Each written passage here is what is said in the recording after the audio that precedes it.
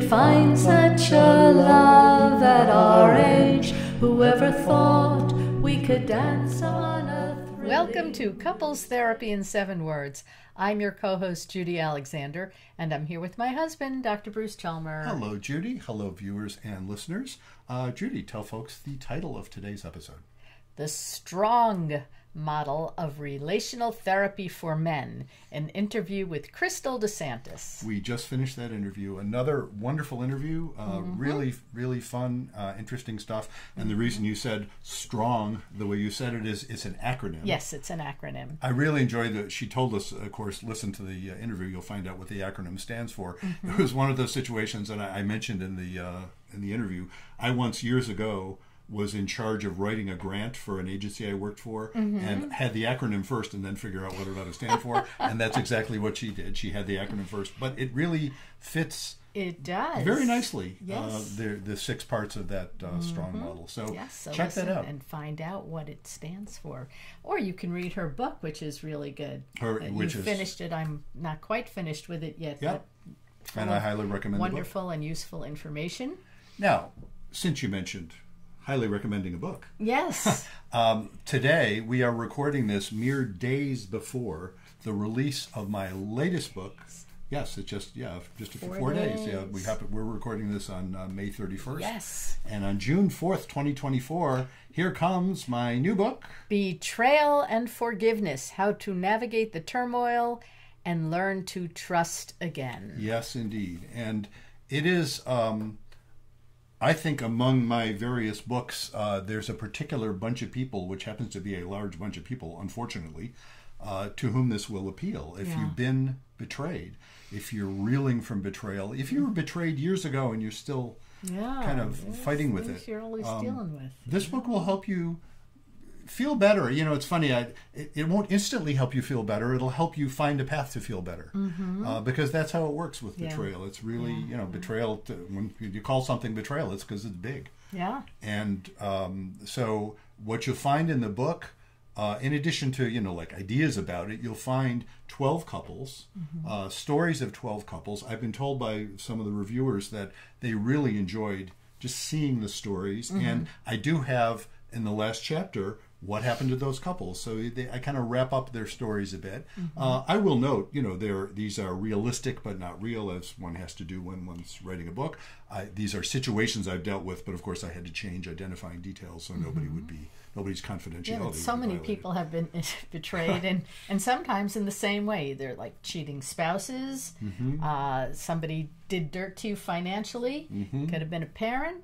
Could have been teachers, bosses. I mean, there's so many ways that people have been betrayed, but there's also universal ways that people have been betrayed. So I mean, looking at one of these things, like, whoa, that could have been me. It's like, well, and me too. And so many of these things, look, if you've lived long enough, you probably experienced something like that.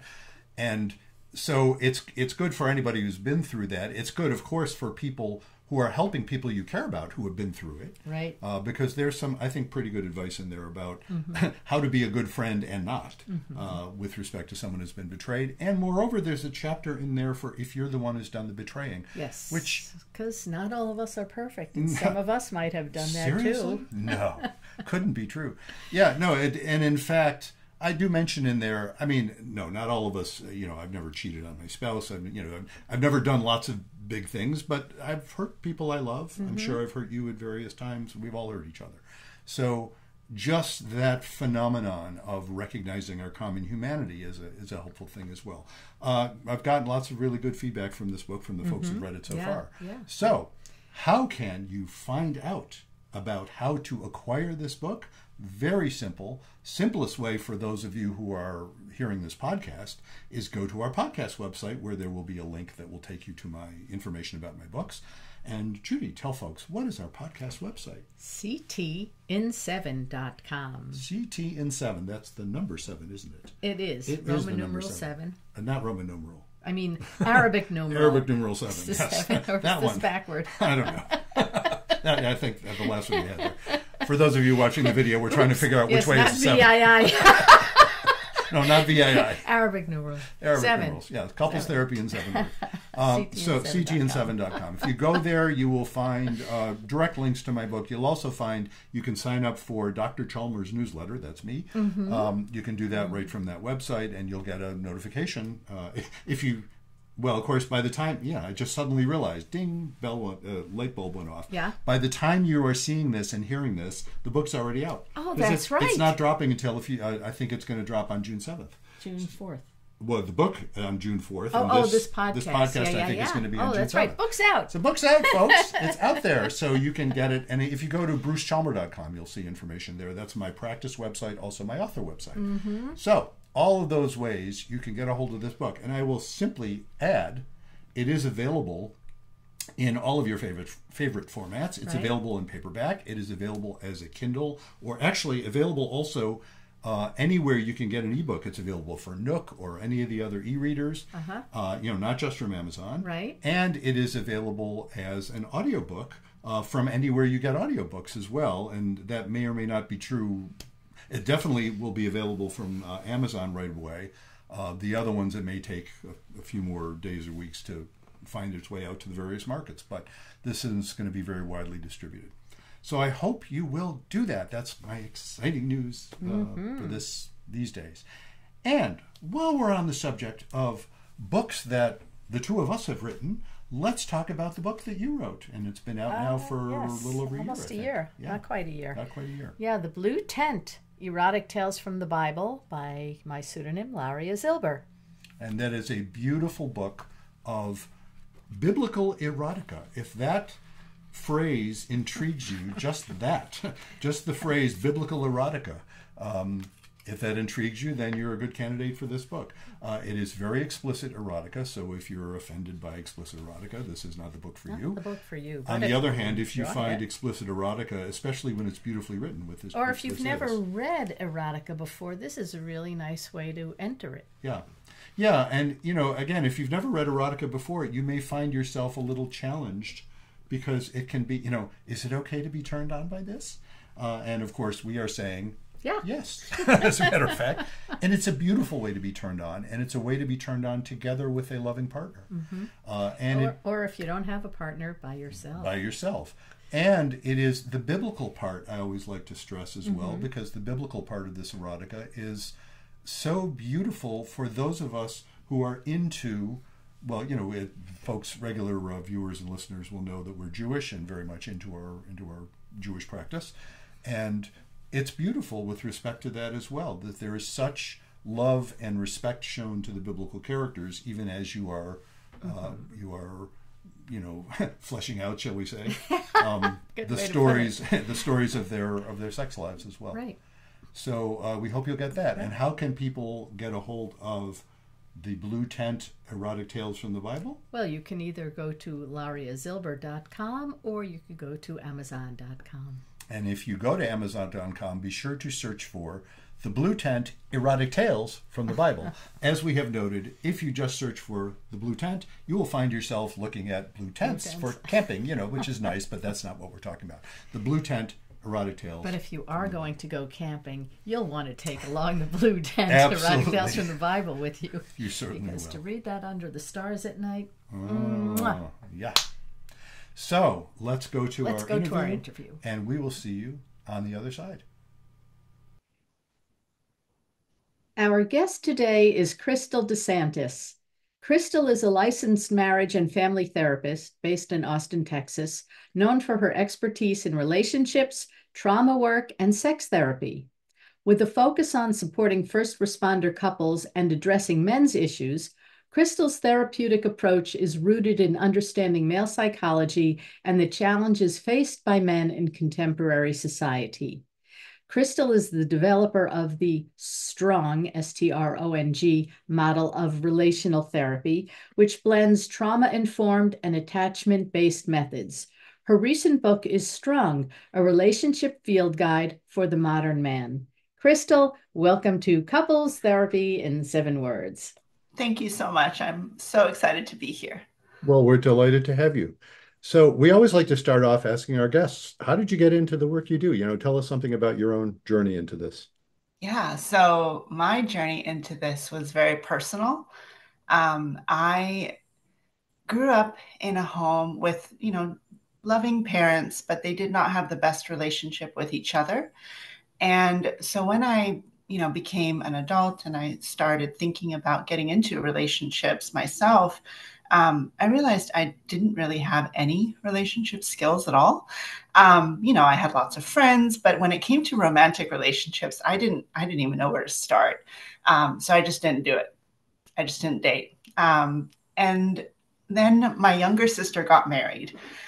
And it was one of those moments where I was like, well, maybe I should give it a try. Maybe I should start dating. And I dated one person, and it wasn't, I just didn't get it. I was like, what's the point of this? Unfortunately, it was not a long relation. It was, I couldn't get deeper. I couldn't get to the point where the relationship would feel satisfying or connected, really. So then I was just kind of living my life, and I ended up getting on a dating website. You know, it was kind of the advent of the dating website back then. So I was like, sure, I'll make a profile. And I matched with my husband. And I realized, oh, I really like this guy, but I don't want to do what I did with the other guy again. So I should probably go figure this out. So I ended up in therapy, and my therapist was a marriage and family therapist. And I was like, oh my gosh, people actually know how to do this. You can learn about it in school, you can teach it. I'm in. So that's really what led me on this path. And yeah, my husband and I, we just celebrated our anniversary over the past weekend. And we've been together 14 years. Oh, happy anniversary. Thank you. So, it's interesting that your particular focus is on men. And, I can imagine it's funny because I've had women come to me saying, I really want a male perspective. It's like it's not a bug, it's a feature that I male, And I'm Totally. guessing that's probably true for a lot of men who work with you, but I also would imagine there's disadvantages too. And I knew you addressed that in your book, which I want to say, by the way, before we get too far along, you sent us your book. I read it and thoroughly enjoyed it, and I just want to Good. put that in I as we're haven't saying. finished it yet, but I am thoroughly enjoying it. Yeah. Thank you. Thank But you. you mentioned you do address that question a little bit in your book, but please tell us about that. hmm Like, what's it like being a woman specializing in men's issues? It's it's kind of complicated, right? Because as I'm sure it is when you see women, because there are some men that immediately would be more, or they state they're more comfortable opening up to a woman than they would be to a man, Hmm. right? There are all kinds of societal barriers for men to be vulnerable with other men. But after a certain point, what I find is that, you know, once a man feels comfortable being vulnerable with me, then finding a male mentor or a group of men that can then support him going forward is really important. So I kind of see myself as that little bridge of men who are not necessarily comfortable opening up to a man just yet, but they want to start somewhere. Hmm. And so, and a lot of what I noticed is a lot of men end up coming into therapy because of their relationships, and maybe it's just my specialty. But that's I would also, say well, I don't think it is just your specialty because it's not my specialty. My specialty is couples therapy, and mhm. that's the rule. Now, Yeah, of course, there are exceptions, but overwhelmingly, it's women who want mhm. to do it and men who are sent to do it. Right. Yeah. Occasionally the other way, but rarely. It's almost always. hmm Yeah. But so with that, I've had men who, maybe their marriage fell apart or they're struggling in their relationship, and they want the female perspective, kind of like I'm assuming women who come to you wanting a male perspective. So I get that as well. Um, yeah. Yeah, interesting. You mentioned in your bio, you did a lot of work with first responders. And I'm hmm curious, is that what led you especially? Because most first responders, at least for a while, were men. I don't think that's as true as, hmm but is that sort of what led you toward especially working with men, or how did that happen? I think so. One of the things I noticed in becoming a marriage and family therapist was, in school, and I guess just a therapist in general, in school, it is overwhelmingly female, Mhm. right? Um, and so I just kind of, clocked that. I also, just personally, I come from a family of six girls. I also went undergrad to an all women's college. I do have two brothers, but they're quite a bit younger than me. So I just grew up with, sisters everywhere. And then I went to an all women's college for undergrad and just surrounded by women. So I think there was a part of me too that was kind of fascinated by the other perspective. Like, where are all the men? Like, what are they saying? What are they doing? And then actually, my husband is a first responder and a veteran.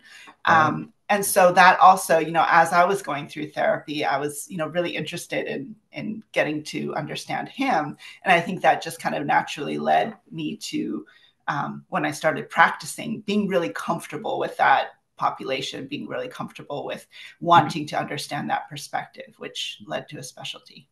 Mm-hmm. Can you talk a little bit about STRONG, the acronym, what it stands for, and the different parts of it?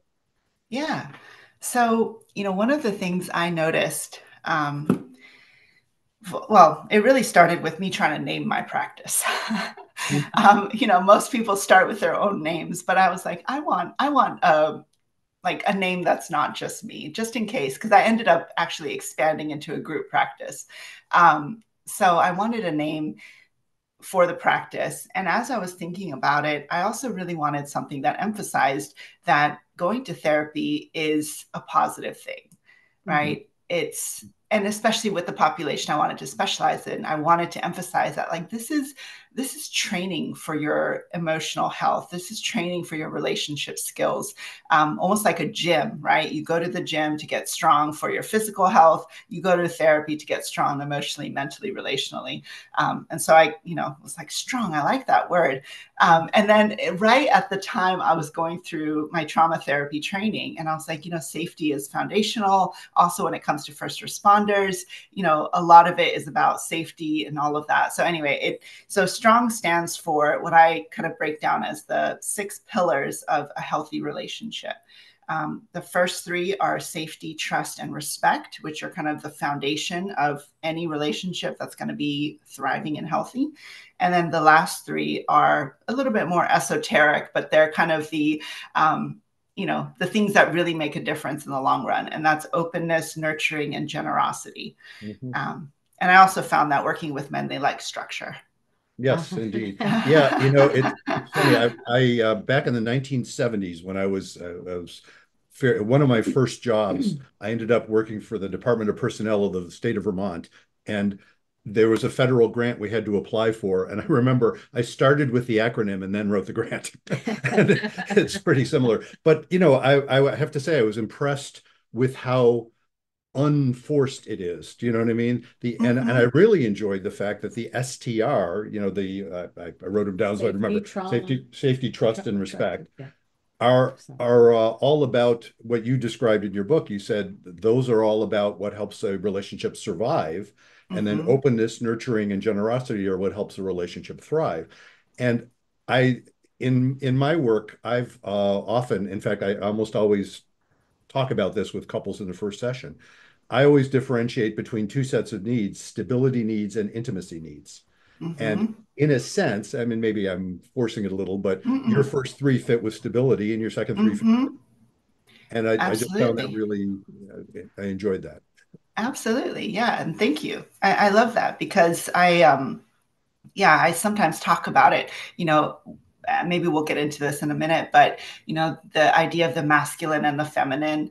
And sometimes in our society, especially with, talking about men's issues, things can get really polarized in a lot of ways. And so sometimes I like to talk about it as, structure and texture. We need the structure, we need the stability, but just the stability is not enough when it comes to that intimacy. And we need that texture in the relationship, that little something else. And it's kind of the yin and yang of the masculine, feminine, or, whatever you want to call it. But yeah, I like structure and texture, and, stability and intimacy is great as well. We've interviewed folks who are into Tantra, and they will refer to that sense of masculine and feminine in every individual, to differing degrees, leading with different aspects of it. But yeah, the masculine would be more the structure and the feminine would be more the texture, the structure and the flow and the logical and the intuitive and all exactly. Yeah. And, rigidity and chaos, if we want to use, some of those terms, right? And yeah, I think that I talk about that a lot in the work with couples is, when people get polarized into these two positions is when they start to struggle because they're being pulled apart. And so, being able to embody strength, being able to embody strong as a whole, as a couple, both people contributing to it, or, as an individual, as a man, being able to embody both is really powerful. Oh, some of the other things that you talk about are belief and trust. Want to go into that for our listeners a little bit deeper? Sure. And talk Yeah, about the differences between them. So, in writing the chapter on trust, and there's a lot of research on this, right? And a lot of couples come into therapy having some kind of trust violation. Whether it's a financial betrayal, whether it's a sexual betrayal, whether it's an emotional betrayal, whatever it is, there's been a rupture in the trust. And one of the things I noticed was, a lot of people don't really have a framework for what it takes to build trust in a relationship, because it really is. And I talk about it. It's about the bond, right? You got to trust the bond between the two of you. And what I found instead is a lot of people focus on believing their partner rather than focusing on how strong is our bond and how much, how many little threads have we created to make this bridge between us, because that's the attachment. And we trust the attachment, right? Based on the evidence, as opposed to, I'm just going to give you the gift of belief, which is kind of what I differentiate. Yeah. Is, trust is earned, belief is given as a Yes, gift. indeed. I really like that distinction. For our listeners who may know this, if they're regular listeners, we happen to be recording this mere days away from the release of my latest book, which is called Betrayal and Forgiveness: How to Navigate the Turmoil and Learn to Trust Again. And I have a whole bunch of stuff in there about building trust. I really enjoyed your take on that. It's a distinction I hadn't thought to make, between belief, the gift of belief, and the experience of trust, which you really gain by experience. Yeah. I also, found that naming it as belief helped people kind of depathologize themselves a little bit. That, a lot of people, they kind of have this belief about themselves that they have trust issues and they have this shame around it. And they worry that, something is irrevocably broken inside of them. And instead, being able to reframe it as, no, you've just been gifting belief to everybody and wondering why, you haven't received trust in return. And, so that's a beautiful thing. Like, it's a lovely thing to be able to believe people based on faith, based on, just your sense of, goodness of humans. But let's work on your trust building skills. It's one of the things that I think follows from how you describe that. When couples have that attachment, when they have that sense of bond, they don't have to anymore trust that their partner would never betray their trust at all, in the slightest way, because there's room for it when there's attachment. It's not, Exactly. and I'm not minimizing the effects of, somebody being lied to or cheated on or whatever. Those are horrendous. But there's room for the ability to recover from that when what you trust in is the bond and your own essential integrity. When you can trust, well, okay, I don't know that you would never lie to me. I don't know you would never betray me, but I do know that if it happened, I would deal with it. Exactly. And I know that we have this, we have a bond that matters. So let's see what happens with that. Exactly. As opposed to, I need to check your iPhone all the time and have rules about, who you're allowed to talk to or not. Seriously. Yeah. That's exhausting. Yeah, exactly. And it never actually It doesn't work. Yeah. So when you're working with folks, first of all, maybe you could tell us, how do you work with folks? Is it like telehealth? Do you get together with people? Do you work mostly with couples, or do you meet them separately? Or, how do you do that kind of stuff, the nuts and bolts of it? And then I'm curious, like, what sort of approach do you tend to take with couples? Yeah, so I have a hybrid practice. So before COVID, obviously all in person. During COVID, I switched to online. But as soon as I could, I went back to in person, partially because first responders didn't really get the opportunity to not be in person. And so that was part of, what I wanted to commit to with my clients is if they were out there doing the work, I would be out there doing the work and meeting them where they are. So I opened my in-person practice as soon as I could. And now I kind of do a hybrid model. Let's see, my practice is about 60-40 couples to individuals. I do work a lot with couples, but let's see, I was trained in Gottman, right? So that was one of my foundational training models when I first got started. So I use the Gottman protocol with new couples, which, I meet with a couple together as the first session, get the history of their relationship.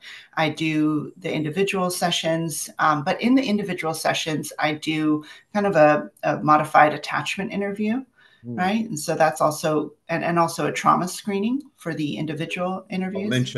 I'll throw in at this point, just again for our listeners, Sue Johnson, who is associated a lot with, emotionally focused therapy, which has to do with, using attachment stuff in couples therapy. And she just died, a few weeks ago.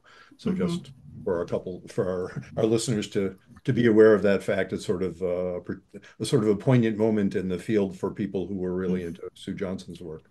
Yeah, absolutely. And that was another thing. So I was trained in Gottman and EFT. And so again, it was kind of the structure and texture thing for me that I was like, oh, interesting. There are some people. EFT is emotionally focused therapy. That's the stuff that Johnson developed. Yes.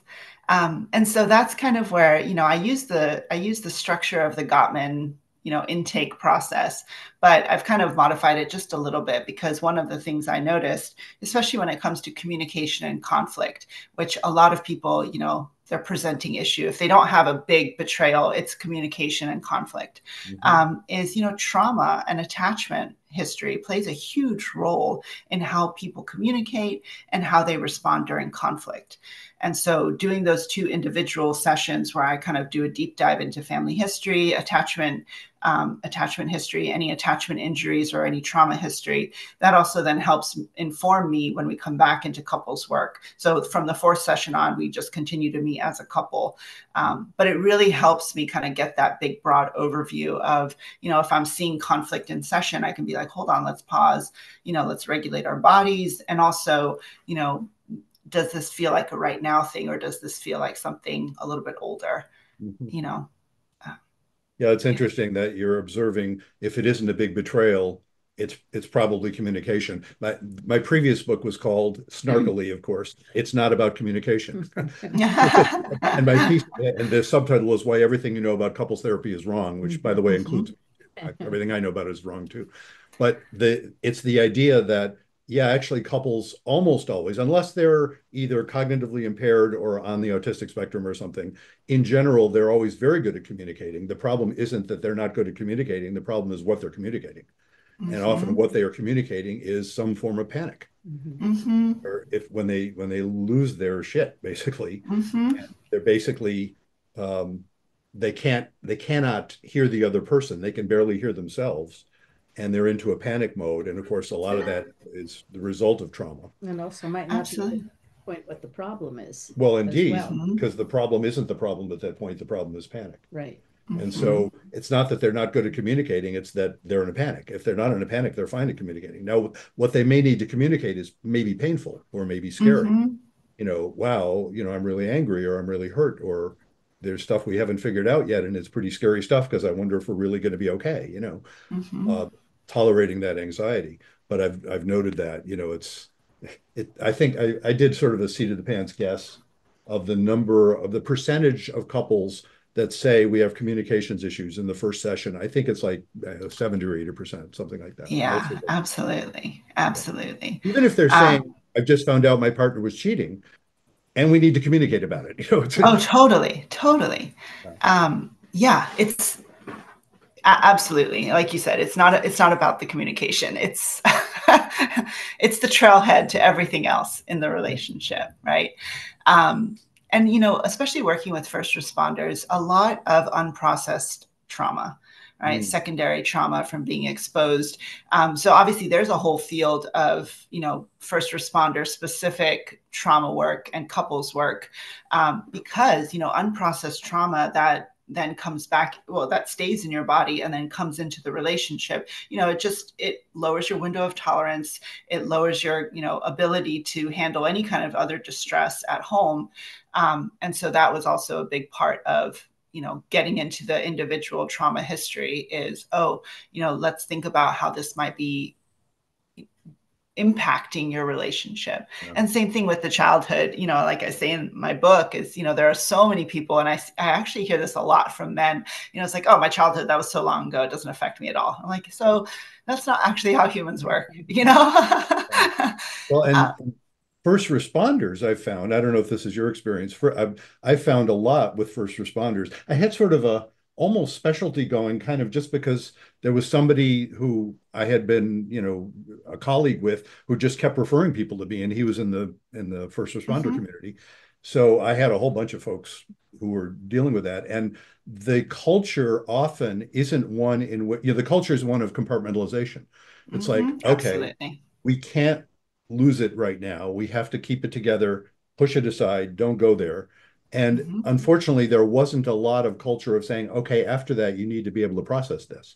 It's like, nope, put it aside. We're not going there. Yeah. So you end up Exactly. Well, and, drinking medicating and in other ways, and ignoring a lot of those traumatic events. which I'm sure you see a lot with your work in trauma.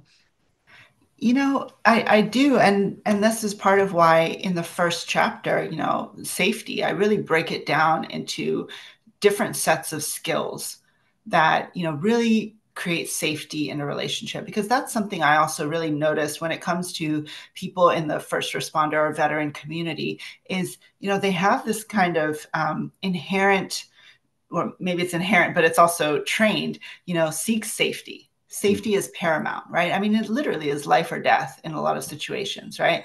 And so, when it takes over your life, it becomes hypervigilance, and it can start to look like PTSD and all of that. But I always wanted to honor that, seeking safety is a foundational element of what makes us human, right? I mean, at the end of the day, we're mammals that just want to survive, right? And so noticing that instinct as a really healthy thing. And also, a lot of these people that go into these professions, they are protectors. They want to protect. And I name that in the book. It's like, this is also kind of a very masculine trait, right? They want to be protectors. They want to be providers. Of safety, of security, of stability. And so rather than saying like, okay, that's a pathology, is saying, well, how can we honor that, but make sure that it's adaptive to the environment that you're in? Because, yes, on the field, in a fire, absolutely, you don't have time. You don't have time to do the back and forth. And there's a hierarchy for that reason, right? But when it comes to your home, that's not how it's set up. So we got to be able to I say sometimes, like, we got to be able to turn off the hero and turn on the human, Yeah, yeah. How do we bring men back in the game? Like you were talking about in the first chapter that I was reading about, when you mentioned with the protecting and providing, men had this role of being, the man and procreator. I think that was the third one, right? So, we're at the point where women can protect, women can provide, women can procreate without men. How do we get our men back in the game? Because we see so many professions that used to be only men, women are now coming up. We see on college campuses, the overwhelming majority on so many campuses, it's like these overwhelming ratio of women outnumbering men. How do we get the men back? I think we need to start changing the conversations that we're having. Because the message a lot of men are getting is that they're not needed, right? And I kind of want to differentiate that sometimes, is especially when I'm, talking about this work or talking about this book, is, back even not that long ago, a couple of decades ago, women actually needed men to survive in society, right? Like, a woman could not buy a home, a woman could not open a bank account, she could not get a loan up until about, I think, the 70s or 80s, right? Like, just to mention, I mean, I was already an adult at that point. I remember that stuff really well. So I exactly. remember when I was a kid in the 50s, when the expression often, and people wouldn't bat an eye at this. One man would say to another man, "Oh, do you let your wife work?" That would, Right. and nobody would bat an eye at that. At least the men Exactly. wouldn't, and I don't think the women would either. It's like Hmm. that's just the way it Hmm. was. Yeah. So I think there was then, of course, a movement for women to have that independence and Mhm. that freedoms to not need men in that way. Right. But I think like there's a rebalancing that needs to happen, and this is part of the transition of where we are in a society. Is we're not that far away from when women needed men to survive. The message has been, let's make sure that women don't need men, right? But then a lot of the younger men are hearing that message of men are not needed, you're being phased out, you're, like I say in the book, you're, going the way of the dinosaur, you're being pink slipped, the women can do everything that you can do, so you're like, go away please, And like more, by go. the way, right? Not Yeah, only can you do everything we can absolutely. do, and more, because you can like have babies, which we can't Yeah, come close to. exactly. And Yeah, We so I can't. think that, yeah. well, the message is that men are being made redundant, Right. right? And I think that is leading to a lot of these, like, men's mental health issues. There's a whole crisis of masculinity. And I think changing the message of, as human beings, you are absolutely still needed. And in relationships, the goal is to be wanted now. Right. The goal is to be desired, which I think is a very powerful thing that I hear from a lot of men especially when it comes to sex therapy, is like, it's not enough just to be needed in your relationship where they're like, hey, did you pay the bills? Cool. All right. See ya. But that sense of really being desired is so important to feeling loved in a relationship. Right. And so that's also something that I really want to change the conversation of, like, you're not needed to survive in a relationship anymore. And that's a good thing, because it also gives you the freedom to go where you're desired, not just where you're needed. Mm. Right. And then on the other hand, as a human being, I think we need to start sending men the message once again that yes, as humans, you are still needed as part of society. You know you what? It know? comes up, I think, interestingly, when you talk about sex therapy in the domain of what people's erotic orientation. That's a term Mm-hmm. that we learned from, I think, Joe Joe Court. Court. Yeah, Yeah. that Mm-hmm. which is a fascinating term. I mean, I understood it as soon as you said it. It's like it's not the same thing as sexual orientation. It's like okay, sexual orientation is about okay, what form of human being do you get attracted to in general, but erotic orientation is rather much more specific. And so much about erotic orientation, first of all, and we've talked with, like, Artemisia Devine was talking about sexual fantasies and how they're so often not at all politically correct. And yet, if you depathologize them, you can discover a lot of really important stuff. That Mm-hmm. message, what I hear from a lot of women often in the domain of erotic orientation is, and again, not all women, but many women are saying, I just want the guy to be the guy. I want him Mm-hmm. to sort of take me, not against my will, of course, but Mm-hmm. take me. Mm-hmm. Mm-hmm. That sort of stuff. I want him to act like sort of, caveman guy. And the Mm-hmm. guy doesn't know what to do because the guy is thinking, but I don't want to be a jerk to women, and that would be being a jerk, right? And the woman's Mm-hmm. saying, no, no, it wouldn't be being a jerk because it's what I want. Mm-hmm. It's a tricky business. Yeah. And this is part of why I emphasized and I named my book Strong. And I really focused, of course, I do this model. I started out as doing it with couples. But when I wrote my book, I really wanted to focus on men, because especially as a woman, as a heterosexual woman who is very attracted to the masculine, that was something I did want to speak for a lot of women who have been telling me that, right? Is we want a strong man. We don't want a bully, though. Right. Yeah. And that's kind of what is that saying, is like the weak man's idea of a strong man is a bully. Yeah. Right. And so, and I've talked about this, with some clients, is, in the past, women were kind of categorized into two categories, the Madonna or the whore, right? Either you were the good girl or you were the bad girl. You got two options, right? And then now it's like, well, actually women can be whole humans that can, access whatever aspect they want, right?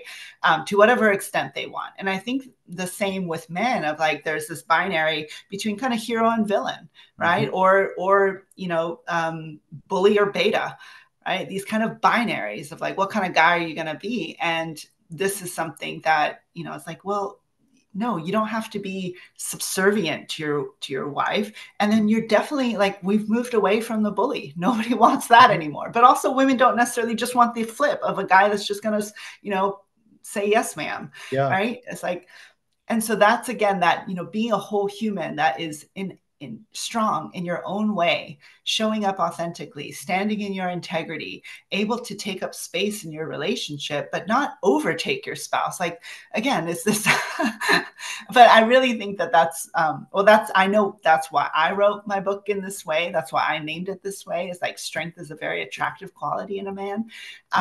But strength is not aggression. Right. Yeah. Good distinction.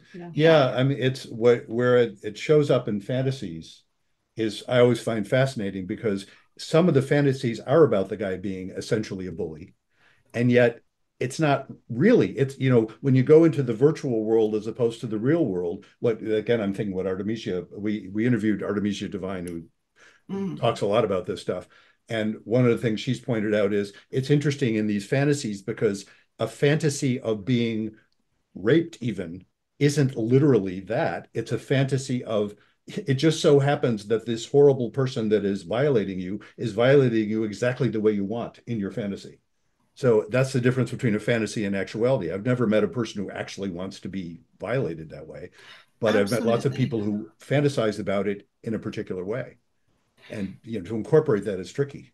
Yeah. And this is really interesting because, I see this a lot too. And working with people when it comes to sex therapy is, a lot of men, especially, and when it comes to the erotic orientation, they identify as dominant. Like, I'm a dominant sexual, like, this is my orientation. I'm a top, not a bottom. But again, when it comes to like BDSM, if you really get into it, it's this, the power dynamics are complicated here, right? Because it's really about the safety of the sub. It's the sub's fantasy. Like, the dom is playing a role for the sub, right? Yeah. And so, again, it's that nuance of like, this is not just, oh, I'm a dom, that means I'm a bully and I get my pleasure at the expense of everybody else. And that's the deal.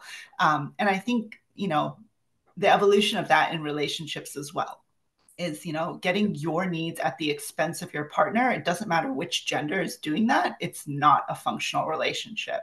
It isn't. And you bump into all these paradoxes because, what if what the person wants is that you desire them in a selfish way?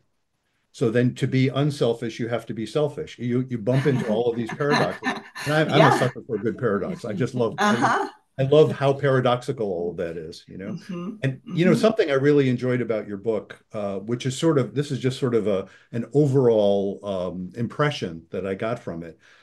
It's so not pathologizing. You know what I mean? As a man, I so appreciated, this is a woman writing and an expert writing who I feel respected by. I don't feel like, oh my God, I'm being told that how I seem to be wired is somehow pathological. On the contrary. And I just found that level of respect really, inspiring. Thank you. And I'm glad that came through because, I really like a lot of men, like, again, I think that's what I really wanted to speak to is, often it's the gap in skill, right? And so really kind of framing this as a field guide, as a skills guide. Yeah. I'm glad it came, it transmitted that message that it's like, you're not, this is not a inherently toxic masculine thing. It's simply, if you don't have the skills to do that, to have the conversation you want, to have the kind of sex you want, to have the relationship you want with your kids, to have the relationship you want with your wife, here are some tips, right? And also one of the things I did really want to respect when it came to writing the book is, often I hear hesitation from men because of, especially when it comes to therapy, because it's their wife saying, you go or else, right? And so a lot of what I noticed in these kind of couples with this dynamic is the man already felt kind of one down. Right. It's like, okay, the therapist is going to yell at me. My wife's going to yell at me. Like, I'm just going to pay 2 people to tell me that I'm wrong. This sucks. And so this is part of why I wrote the book too, is like, read it before you go to therapy so that you are also then feeling a little bit more confident about the language, a little bit more competent and like, oh yeah, I know how to do that. Oh yeah, I know what attachment is. So you don't feel as much one down, like you're being lectured or told what to do. And so that's kind of where I wanted to say, like, at the end of the day, as a couples therapist, I always have way more success when the people are on a little bit more equal footing when it comes to, the psychoed and the basic understanding of, attachment, trauma, relationship skills. So yeah, I've got your back, get the book, read it. And then when you go to therapy, you'll be the guy in the room that's like, yeah, I know that. I think it's that you just said it, that feeling that you've got our back, because so many guys, and this, I'm a male therapist, so many guys come into therapy still feeling like I've got her back, not his. Because it's an overwhelmingly sort of feminine mode of dealing with, women want to talk about stuff and men don't. It's oversimplifying there, but that seems to be the case. And there's good reason for it. And what I appreciate is, and in fact, by not pathologizing, you're saying, no, you've got good reason to be the way you are. You're not crazy and you're not evil, which is something I'm always assuring couples about, in a first session. I will often say, hey, we're old buddies now. I've known you for 17 minutes. And I want to tell neither one of you is batshit crazy, right? And I don't mean to make fun of serious mental health issues, because every once in a great while I don't say that because somebody is, psychotic. But usually not. And just that fact, and of course, I say, I trust you already to do that. You don't need me to tell you that. But just that baseline says, okay, you're not wrong to be how you are. Now you can develop some skills. And of course, men, we, as a rule, women can talk ringers around us with respect to anything emotional. We don't have language for it. And so those, a lot of the skills we're learning are about how might we learn some of this language so that we can feel on a, so we can actually talk to our wives. Absolutely. And that's a lot of the disconnect between, especially in heterosexual couples, right? The difference between the way women are socialized to communicate and the way men are socialized to communicate. And then, like I say, the irony is then you stick them both in a relationship and expect them to be able to speak the same language. It's like, who did this to everybody? And so I also God's got some explaining to do. That's what I've always heard that. God's got some explaining to do. Exactly. However you think of God, it's like, come on, really? Yeah. Kind of fascinating.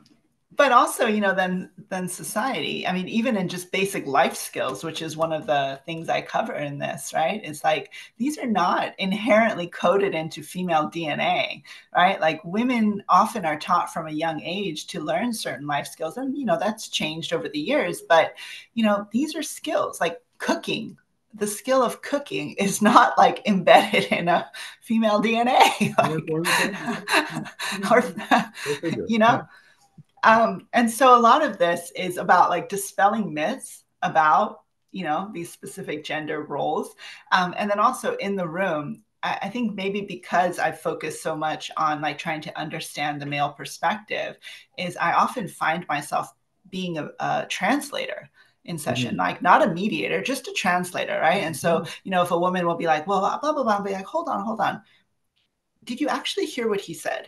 And like, can you slow down and like, let's actually hear what was underneath that, right? And so I always, do this, or I'm like, let's not talk about this level. Let's get down to this level down here. My favorite metaphor on that is closed captioning. So you need to learn how to turn on the closed captioning so you can see those other, I love it. If one person is saying to the other, please pass the salt, it's always, and I say this especially to men, it's good for us to assume, and it may not always be accurate, but I should always assume if you say, please pass the salt, that you're also in the closed captioning saying, by the way, do you love me? Do you respect me? Are we okay? How are we doing? All of those things implicit. So that's the subtext. Yeah. Whereas men are hearing, and when we hear, please pass the salt from another man, we're thinking, am I above him or below him in the hierarchy? But if my wife is saying it, it's like, no, she's really asking about how we doing in our relationship, and do I respect her, and do I love her, and and I'm in giving her the salt, I want to always be conveying, here's the salt. By the way, I love you, I respect you, we're good, reassuring. And you brought up a really good point that I want to highlight. Is part of working with veterans and first responders that I noticed, especially with veterans, is men's like propensity to be very aware of hierarchy, right? And then of course with veterans, it's like literally trained into them, right? Figure out very quickly, is this person a rank above you or a rank below you? And of course there's all kinds of insignia, et cetera, but especially like without all of that, you got to know what the chain of command, you got to know the hierarchy, you got to be very cognizant of, you know, can I take this guy, right? And one of the things I really, you know, that has come up a lot is, you know, then with that inherent kind of, you know, whether it's evolutionary, you know, wiring, whether it's trained into a lot of men based on the jobs they do. I mean, even, you know, corporations are hierarchical. Like there's a lot of hierarchy stuff coming, you know, when it comes to the way men are socialized. But then being able to be collaborative, being able to be in partnership, is something that also is not really, I mean, again, that's a skill, but it's not really taught to a lot of men. And so this is also what I notice is that like kind of hierarchy struggle when it comes to the couple. Like, wait, are you telling me to just say yes to whatever she says? You know, like, nope, your needs don't matter. Okay, so are you saying she needs to listen to everything I say? Well, she does need to listen, but that doesn't mean she's going to do everything you say. Like, you know, just explaining the concept of like, what does it mean to actually be in partnership? And I see this actually now with a lot of younger women as well, is, you know, again, that message of like, be independent, be independent, be independent. It's like, well, at some point, if you want to be in a partnership, there does have to be a mental shift to making room for a person in your partnership, because it's not just going to be all about main character over here. And so I've started to talk about that. Like, you're not going to be the main character in your marriage. I don't care who you are, you know, if you want to stay married to exactly most people in our culture, they're going to want to also be main character. You want to have two main characters. Yeah, exactly. It's a co-lead, you know? Yeah, absolutely. Yeah. Yeah. Well, how can people get in touch with you and find out about your book, and, you know, tell folks how they can reach you? Yeah. So my book is on Amazon. I also record it. It's on Audible as well. So, you know, for easy consumption. And then my website is just www.strong.love. So I got a really cool extension. I haven't even heard of that. Wow. That one. I know. So Strong, a relationship field guide for the modern man. It's the title of your book. So let's say that again. And we'll put that, Yes, of course, in the notes for this episode. Thank you. Thank you so much for doing this. Absolutely. I'm sorry, did you? Anything else that you want to say? Yeah. Oh, I was going to say, if anyone is in Texas and wants to work with me, I have an Instagram account that you're welcome to reach out. It's just ATX Therapist. Ah, great. Yeah. Well, thank you so much for doing this. Thank you. This was fun. Good conversations about something I'm very passionate about. And it sounds like obviously you guys are too. It's great stuff. Thank you, Kristal. Well, we hope you found that informational and instructional and also fun. Yeah. Yeah. And I mentioned in the interview, as a man, you know, I'm so appreciative of the tone, you know, the general underlying mindset that she is showing is one of great respect for men, you know, and love and respect for men. Like, oh, she likes men. That feels good. Yes, it does. And you know, she certainly has a background dealing with, you know, men, especially with her first responders and her trauma patients. So she's got a sensitivity to her, too. That's really nice. Yeah. So we certainly recommend her book, and find out more about her, and the information's in the notes for this episode. Well, I got to put in another plug.